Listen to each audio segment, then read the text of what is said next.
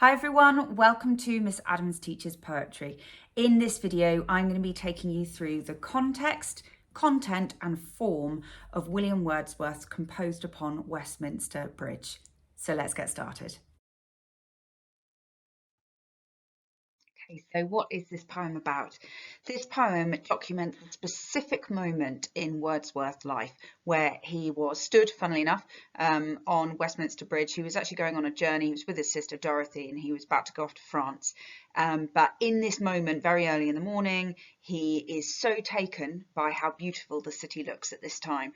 And he sort of looks out over across all of the buildings and sort of past the buildings into nature and just considers how beautiful and calm and peaceful it is. That's really the content. Let's start thinking about context.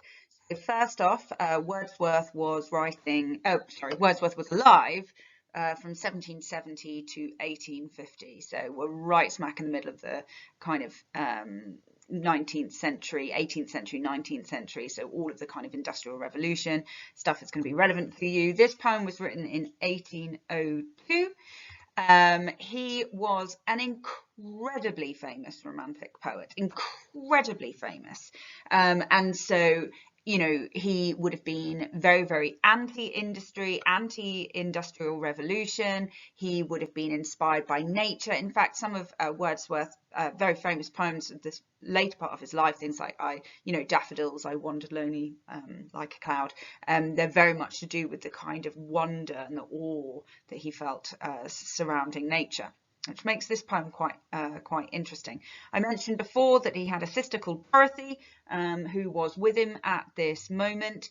And another thing just to be aware of is that he did have this quite strong relationship with France. He was certainly interested in the French Revolution, although he wasn't quite as sort of gung-ho for it as, say, someone like William Blake was. But he spent a lot of his life out in France.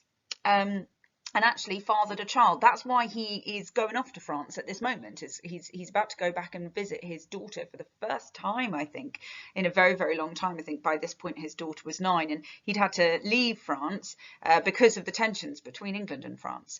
So yeah, there's a little bit of contextual information to help you out. Now let's just have a little think about form. This one is golden for form. It's so easy to write about. So make sure you're making a note of these ideas. First thing to be aware of, it is a Petrarchan sonnet. There are 3 types of sonnet. This one, Petrarchan or Italian sonnet, is what's going on here. But just like, you know, Shakespearean sonnets, etc., sonnets are normally associated with love. So you can talk about the fact that he chose a sonnet form to demonstrate his kind of immense feelings that he had in this moment. This particular Petrarchan sonnet form is separated out into an octave and a sestet. Okay, so that means 8 lines followed by 6 lines. Okay, we know that sonnets are 14 lines long, but this particular one, it's set out 8 and 6. And on that 9th line, so the first line of the sestet, we call this a volta. Okay, and it happens right here in the poem. And a volta, there, is normally where there's a kind of shift or a kind of change in topic.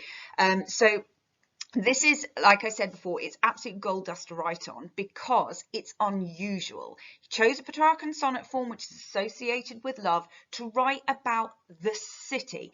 But he was a romantic poet, someone that was meant to be anti-industry and pro-nature. So it is an unusual thing to see in this moment. So you can hit form and context here.